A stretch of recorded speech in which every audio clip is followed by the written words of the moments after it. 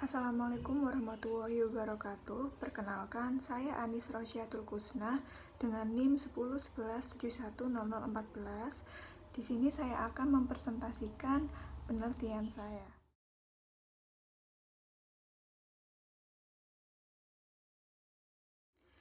Bab 1, pendahuluan. Di zaman yang canggih ini, sudah banyak masyarakat Indonesia yang menggunakan teknologi berbasis internet untuk memenuhi segala jenis kebutuhannya. Indonesia berada di peringkat 3 dengan pertumbuhan populasi yang mengakses internet sebesar 17% dalam 1 tahun terakhir. Angka ini sama dengan 25,3 juta pengakses internet baru dalam setahun. Indonesia merupakan negara dengan pengguna e-commerce tertinggi di dunia. Angkanya mencapai 88% dari seluruh pengguna internet yang ada di Indonesia. Yang kedua, dalam perkembangan teknologi yang berkembang sangat pesat, pemanfaatan internet dalam dunia jual beli sangat berdampak pada perilaku konsumen. Dengan adanya ini, perilaku pembelian online pada masyarakat meningkat dari tahun ke tahun. Masyarakat Indonesia sudah mengetahui manfaat pentingnya pengguna internet pada zaman ini. Indonesia juga merupakan negara yang aktif dalam kegiatan transaksi jual beli online. Shopee adalah sebuah marketplace dengan visitor yang paling tinggi dibandingkan dengan pesaing lainnya, dengan 93,4 juta pengguna pada tahun 2020. Dengan berkembangnya Shopee, membuat penulis memilih Shopee sebagai objek pada penelitian ini. Untuk memenangkan persaingan antar e-commerce, Shopee melakukan aktivitas komunikasi pemasaran yang mendorong pembelian seketika atau impulse buying. Berdasarkan fenomena yang dijelaskan di atas, penulis tertarik untuk meneliti dengan judul penelitian pengaruh hedonic motive dan sales promotion terhadap shopping lifestyle dan impulsive buying.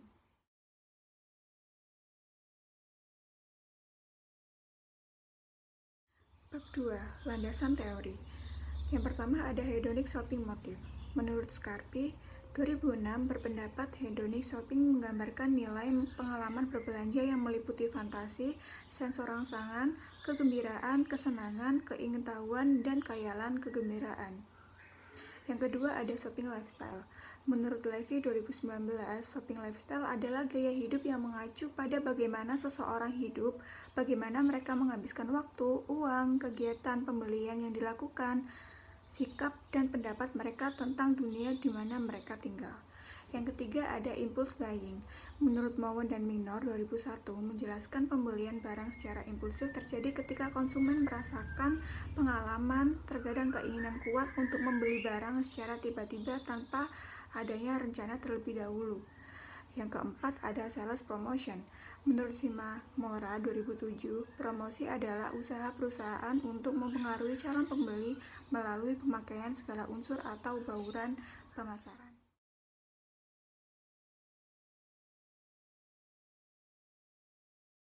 Bab 3, metodologi penelitian, jenis dan pendekatan penelitian.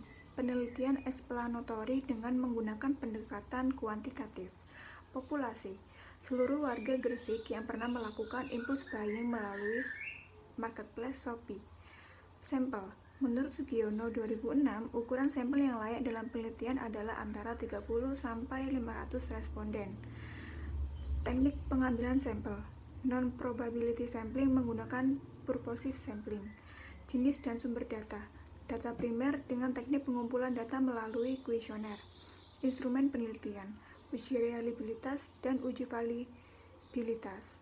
Uji asumsi klasik, uji normalitas, uji multikolineritas, uji heterokedasitas. Uji analisis data, uji regresi linear berganda, uji hipotesis, uji parsial, uji T, uji signifikansi simultan, uji F, uji koefisien determinasi R, uji faktor mediasi, uji Sobel. Selanjutnya saya akan membacakan soal nomor 2, yaitu menurut Anda kapan Anda memilih metode penelitian berbasis kualitatif atau kuantitatif? Menurut saya, masing-masing pendekatan metode penelitian kualitatif maupun kuantitatif memiliki keunggulan masing-masing. Oleh karena itu, pemilihan metode penelitian juga tergantung pada fenomena yang akan diteliti. Pertanyaan yang ketiga yaitu, bila seseorang ingin meneliti mengenai suatu keefektifan iklan, lebih baik menggunakan penelitian kualitatif atau kuantitatif? Menurut saya kuantitatif. Mengapa? Karena kuantitatif dataset dikumpulkan, diolah, dan dianalisis untuk dicari hubungan antar variabel yang diteliti. Variabel yang digunakan bisa 2 atau lebih. Sebagai contoh, kita akan meneliti hubungan antara keefektifan iklan dengan minat beli. Hipotesis yang dibangun adalah efektivitas iklan berpengaruh terhadap minat beli. Pada kenyataannya, keefektifan iklan tidak ditentukan semata-mata oleh minat beli.